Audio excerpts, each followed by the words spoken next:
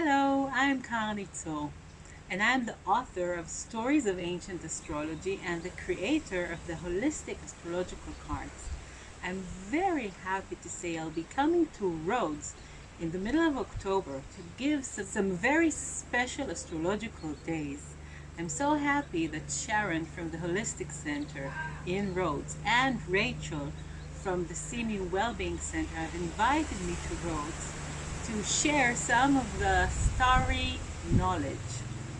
So, just to say, in the last 2 years, I've been traveling around the world, teaching people how to use the cards, reading for themselves and other, telling about my book and this beautiful adventure of searching for how different cultures saw astrology in ancient times. So in Rhodes, we'll have 3 different things for you to take part of.